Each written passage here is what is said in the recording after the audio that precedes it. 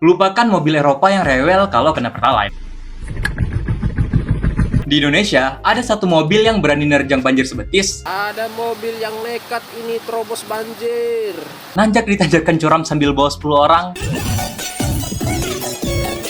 tapi tetap bikin lu kelihatan kayak orang kaya lama yang rendah hati. Mobil yang punya julukan dari buaya sampai cumi darat. Dan kalau kalian ngelihat di spion tengah kalian itu ada cahaya putih, itu bukan cahaya ilahi, tapi itu Innova Diesel yang lagi minta jalan. Gua Aidil dan kali ini kita bakalan ngebahas Toyota Kijang dari kilometer 0.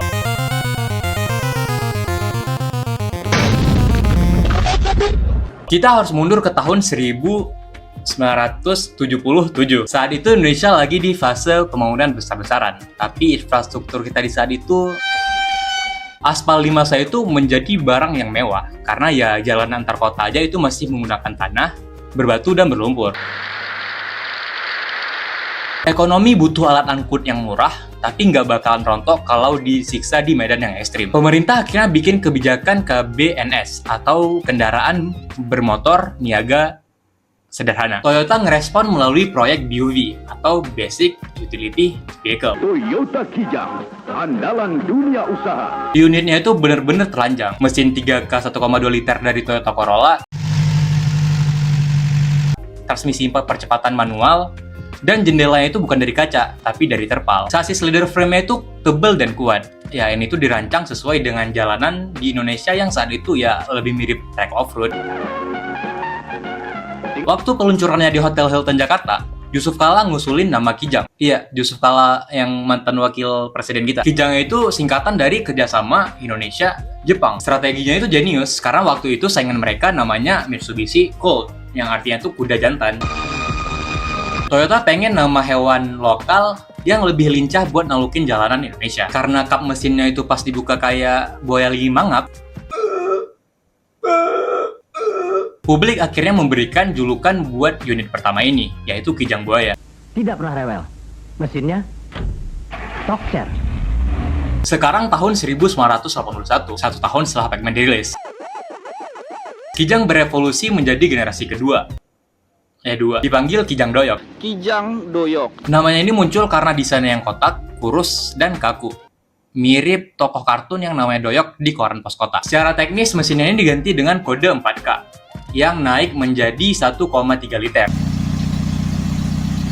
Kijang Doyok adalah era di mana Kijang itu punya pintu beneran dan punya jendela yang bisa diputar. Mobil ini yang mulai ngerubah mindset orang Indonesia. Yang sebelumnya Kijang cuma dipakai buat ngangkut sayur ke pasar,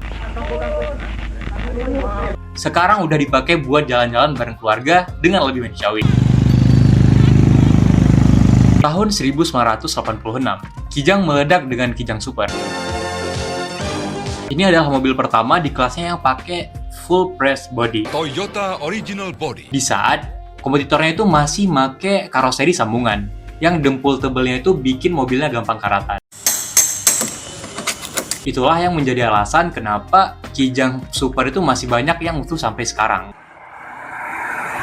Dapur pacu mobil ini tuh legendaris, yaitu mesin dengan kode 5K yang kapasitasnya itu 1,5 liter. Dan selanjutnya itu bakalan muncul 7K dengan kapasitas 1,8 liter. Mobil ini tuh menjadi standar kemapanan di zaman dulu. Kalau bapak lu punya Kijang Super varian Grand Extra, berarti lu itu udah jadi sultan di komplek lu. Ada kicau burung bernyanyi. Kita masuk ke tahun 1997. Ya, goodbye 80s. Sekarang kita masuk ke tahun 90-an. Ini adalah era di mana Kijang itu bener-bener udah jadi mewah. Andalan setiap keluarga. Kijang baru. Ada varian LGX, SGX, dan Krista, yang dimana mereka ini tuh udah pakai power window dan AC double blower. Tapi highlight aslinya itu ada di mesin dieselnya. Mesin diesel 2 liter ini suaranya mirip traktor, tapi bandel banget. Di sisi lain, mesin bensinnya itu juga udah pakai sistem EFI atau itulah. Meskipun lebih canggih, banyak yang bilang ngerawat mesin bensin itu kayak pelihara naga.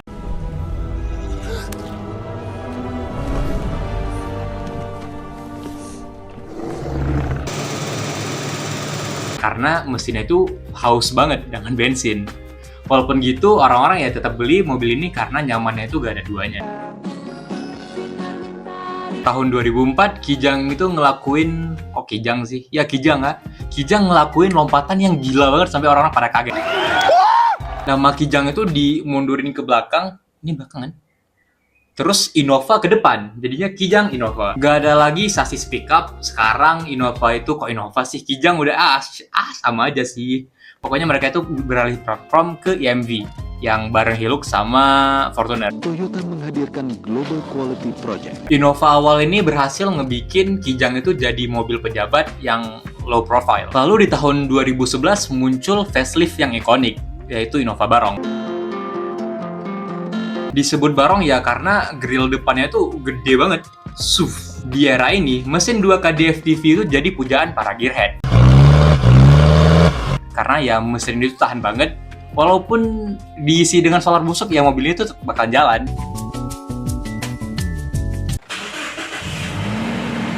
Di tahun 2015 barulah kita mendapatkan Innova Reborn.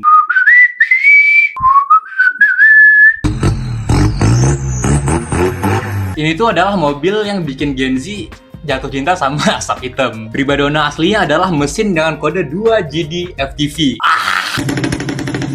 Aku nak satu. Please, I need this. Mesin ini tuh dilengkapi dengan kapasitas 2,4 liter dan memiliki fitur variable nozzle turbo atau VNT. Dan mesin ini tuh punya potensi modifikasi yang gila banget. Cukup ganti ECU terus kasih downpipe, ya torsinya itu udah bisa ngalahin mobil sport entry level. Inilah yang bikin sekte cumi darat itu lahir. Ya walaupun gue kurang setuju sama asapnya sih. Mobil keluarga yang tadi yang dipakai buat antar jemput anak sekolah, sekarang itu udah dipakai jadi penguasa jalur kanan tol yang siap ngedim siapapun orang di depannya.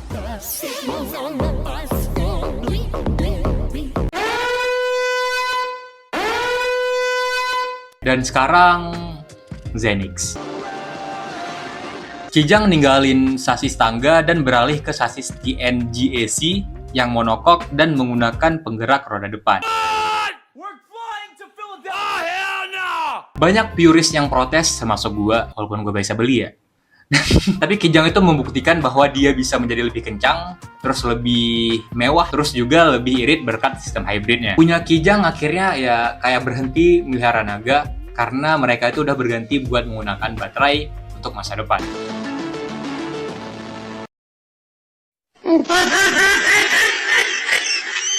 Selama hampir 5 dekade, Kijang bukan cuma sebuah alat transportasi. Dari kap kayak mulut buaya,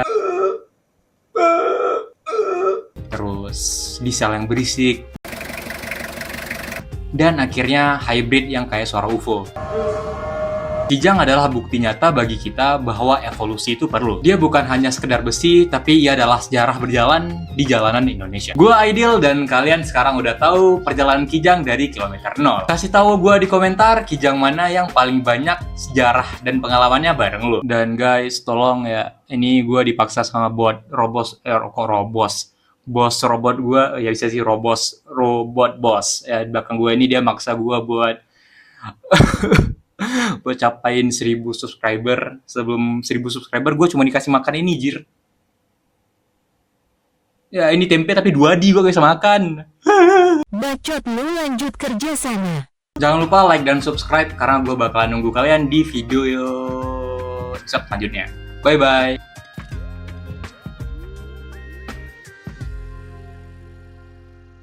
Bacot lu, lanjut kerja sana.